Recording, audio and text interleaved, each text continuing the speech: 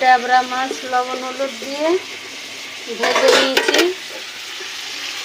ডাঁটা, করলা, আলু,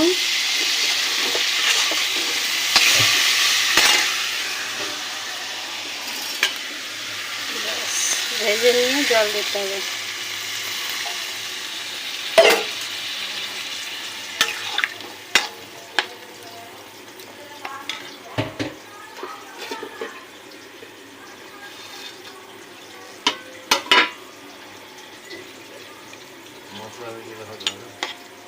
মশলা জিরের গুঁড়ো, ধনিয়ার গুঁড়ো, লঙ্কা, কাঁচা লঙ্কা কাটে, বাস।